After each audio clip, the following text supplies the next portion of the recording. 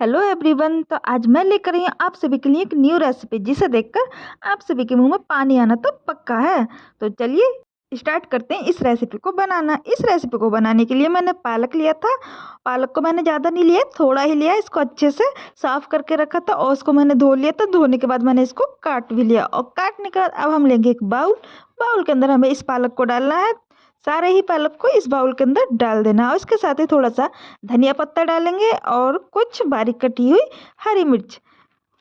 इसके बाद हम इसमें डालेंगे एक बारीक कटा हुआ प्याज। प्याज को लंबा लंबा काटना है, छोटा छोटा नहीं काटना है।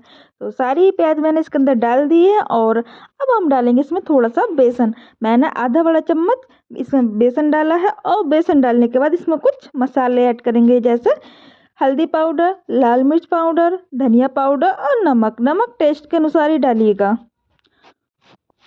सारे मसाले डालने के बाद अब हमें इसमें एक चुटकी हींग डालनी है। हींग को ज़्यादा नहीं डालना है, सिर्फ एक ही चुटकी डालनी है। और इसके बाद बस एक चुटकी गरम मसाला भी इसमें डालना है। गरम मसाला भी हमें बहुत ही कम डालना है। और बस सारे ही मसाले डालने के बाद इसको अपने हाथ से अच्छे से इसको मिक्स कर लेना है, इस तरीके से जैसे कि मैं कर रही हूँ।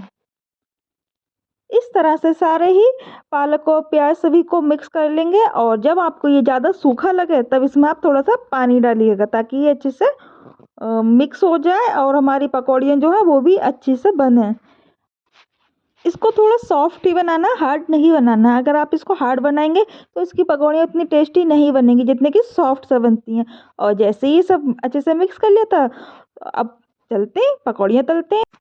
उधर मैंने एक कढ़ाई में तेल गर्म होने के लिए रख दिया था। तेल जैसे ही गर्म हो गया, मैं इसमें छोटी छोटी पकौड़ियाँ बनाकर डाल दूंगी। आपको भी छोटी छोटी ही बनानी है, ज़्यादा बड़ी नहीं बनानी है। अगर आप इसको ज़्यादा बड़ा बड़ा बनाएंगे तो ये इतनी अच्छी नहीं बन पाएंगी, क्रिस्पी भी नहीं होंगी और उसमें इतना मज़ा नहीं आएगा जितने कि छोटी छोटी बनाने में आता। तो इसलिए आप भी छोटी ही छोटी बनाइएगा। और इस तेल में जितनी पकौड़ियाँ आ जाएंगी मैं इतनी ही पकौड़ियाँ डालूंगी, ज़्यादा नहीं डालूंगी वरना उतने अच्छे से नहीं पक पाएगी ये। और बस इसको 2 से 3 मिनट के लिए छोड़ दूंगी। और जैसे ही 2 से 3 मिनट होंगे, मैं एक एक करके सारी ही पकौड़ियों को पलट दूंगी। और हमें गैस का फ्लेम भी लो ही रखना है, हाई फ्लेम पर नहीं बनाना है। अगर आप इन पकौड़ियों को हाई फ्लेम पर बनाएंगे तो ये जल जाएंगी, उतनी टेस्टी नहीं लगेंगी, क्योंकि जलने के बाद इनमें कड़वापन आ जाएगा और ये खाने में इतनी टेस्टी नहीं लगेंगी और उतनी अच्छे से ये पक भी नहीं पाएंगी जितने कि लो फ्लेम पर पक जाती हैं। इसलिए आप भी गैस का फ्लेम लो ही रखिएगा। तो जैसे ही 2 से 3 मिनट हुए पलटने के बाद मैं अब इनको कढ़ाई से बाहर निकालूंगी, क्योंकि मेरी पकौड़ियाँ जो हैं अच्छे से पक गई हैं। इस तरीके से मैं थोड़ी थोड़ी करके सारी ही पकौड़ियों को तेल से बाहर निकाल लूंगी। और जब सारी ही पकौड़ियों को मैं इस तेल से बाहर निकाल लूंगी एक प्लेट में, और जब सारी ही पकौड़ियों को मैंने तेल से बाहर निकाल लिया था, बाकी के बचे हुए पालक की भी हमें सेम पकौड़ियाँ वैसे ही बनानी है जैसे कि हमने ये वाली बनाई है।